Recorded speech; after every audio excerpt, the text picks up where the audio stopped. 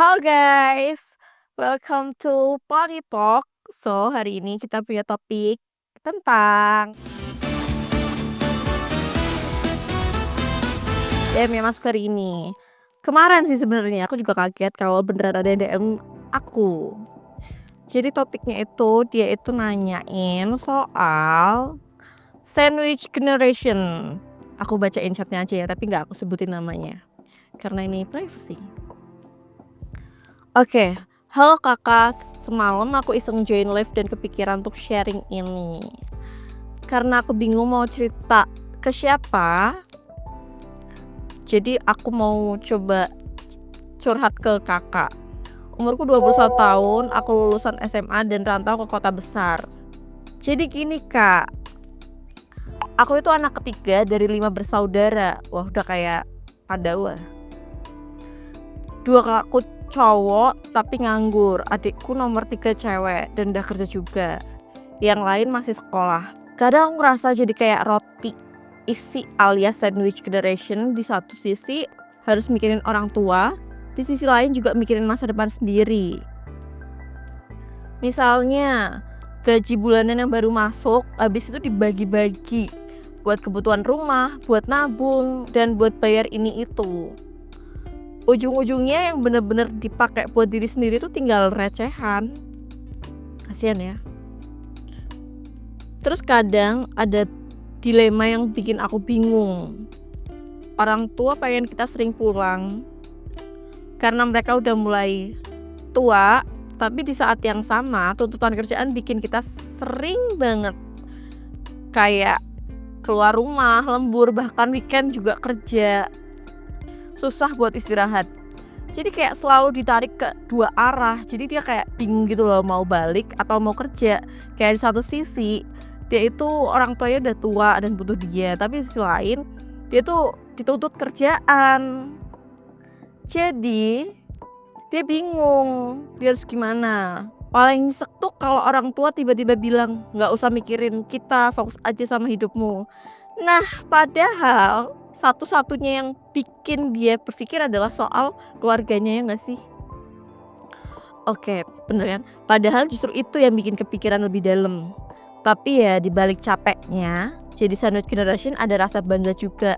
Rasanya kayak, ternyata aku bisa berdiri di tengah-tengah ini, bisa jadi penopang buat keluarga. Capek sih, tapi berasa berarti. Wow.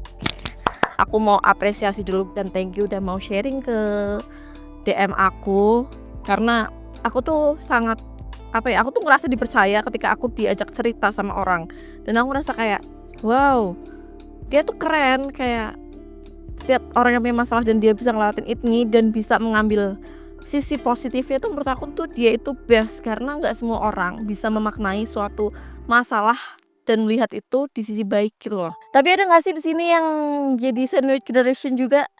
Biasanya sandwich generation tuh anak pertama ya, tapi di sini malah dia tuh anak ketiga. Pasti nggak gampang nggak sih, kayak dia anak ketiga pasti dia tuh kayak ngerasa aku tuh punya kakak tapi kenapa kakakku useless, nggak gitu ya, aku nggak tahu juga gimana, cuman kayak dia kan sempet nyebutin kalau kakaknya tuh nganggur ya. Mungkin ada part dimana dia kesel sama kakaknya nggak sih, karena kakaknya tuh nganggur gitu loh, sedangkan dia harus rantau. Dia masih 21 tahun nih, masih muda nggak sih buat sebagai perempuan yang udah keluar kota gitu. Tapi aku yakin dia pasti pengalaman hidupnya jauh lebih keren daripada pengalaman hidupku. Dan pasti menurut aku orang yang jadi sandwich generation tuh kayak dia itu gimana ya? Sebenarnya dia punya pilihan untuk nggak memberikan itu ke keluarganya, tapi ketika dia memilih untuk tetap memberikan gajinya buat keluarganya tuh aku bener-bener kayak keren. Lagian ya UMR tuh kan buat satu orang ya, bukan buat satu keluarga, ya nggak sih? Dan dia harus memberikan gajinya itu ke keluarganya. Belum dia juga rantau ya, kalian tahu kan kalau rantau tuh ada duit buat kos, ada duit buat laundry, ada duit buat makan sehari-hari. Apalagi kalau cewek ya, kalian pasti tahu kan cewek nih siapa yang suka dan wajib belanja bulanan, pasti banyak kan. Aku bener-bener kayak apresiasi sih buat perempuan buat yang mau sharing tentang ceritanya, dan menurut aku bener-bener gak gampang sih jadi sandwich generation ya. Apalagi dia masih punya 2 adik dan adiknya masih sekolah. Aku nggak tahu usia orang tuanya berapa dan apakah masih produktif, tapi hebat sih, aku bener-bener apresiasi dan semangat terus buat Kak Mama. Karena sekarang bisa menjalani ini, aku harap, aku doakan supaya Kak Mama bisa lebih happy, bisa lebih sukses dan punya banyak kesempatan untuk maju meraih masa depannya. Amin. Oke, kalau kalian punya cerita seru atau hal menarik yang pengen kalian ceritain ke aku, silakan ceritain apapun, bisa kalian ceritain ke aku. Kebetulan aku tuh anak tengah juga sama kayak Kak Mama. Cuman aku tuh bersyukur aku bukan sandwich generation ya, walaupun mamaku tuh mata duitan. Capek Kak, mau kaya aja. Emang ada yang gak mau kaya? Kayaknya semua orang pekerja tuh kaya gak sih? Karena kalau jadi kaya itu bisa bikin kita tuh bermanfaat buat banyak orang gitu loh. Kak, bajunya bagus. Iya, ini tuh baju dari kakakku tercinta. Gimana menurut kakak supaya tidak lembek dalam menjalani hidup?